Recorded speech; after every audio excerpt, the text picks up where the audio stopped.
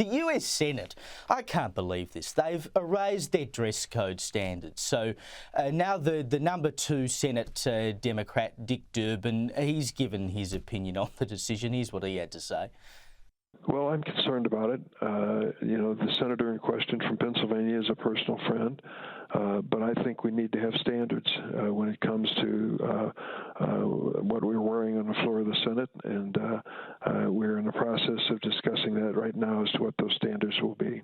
Now, this has all been done for John Fetterman, who rocks around most of the time in hoodies and shorts. You know, he has to stick his head into the chamber or vote from doorways because he hasn't been allowed on the floor of the Senate. You know, I sort of take the view that if you want to work in a professional job, you have to dress like a professional. And if you can't do that, you shouldn't be there in the first place. But have a listen to this. This is Fetterman responding this week to Republicans slamming this decision.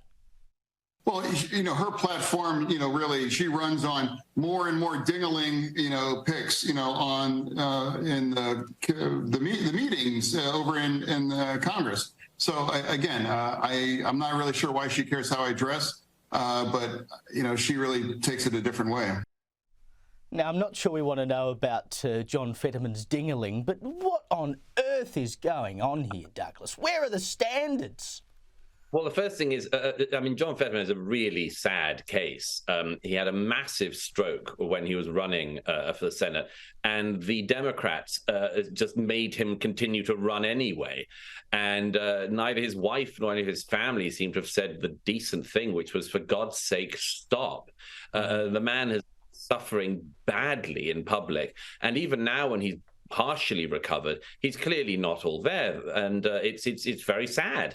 Of all the people who are cognitively impaired in the Senate, John Fetterman really stands out, and that's really saying something.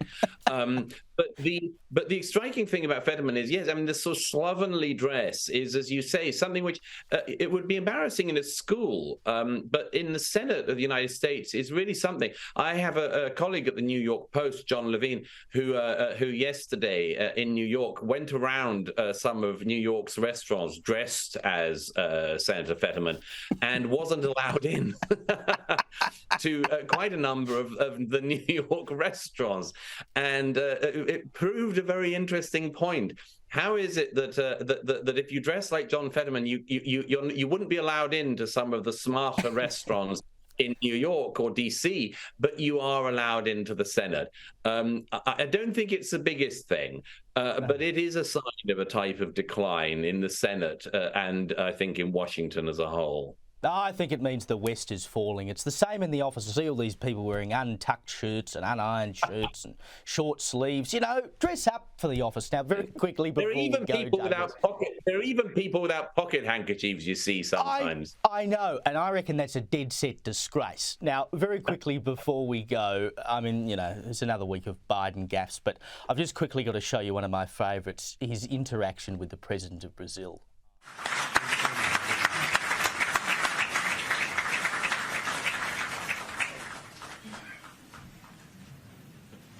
He wouldn't even shake his hand, and the president at the end, he's clearly just so knotted. He's like, I'm out of here. How good. Yeah, it's everyone who's on stage at any time with Biden, friend or foe, has to expect the unexpected at any moment. And he might walk out halfway through your speech. He might just leave at the end and forget that you're there. That's as I've said to Rita before, that's the peril of the American president always being literally one footstep away from disaster. Yes, at least one thing we can say about Biden, he does wear a suit. Thank you, Douglas Murray, for joining me tonight. Great pleasure as always.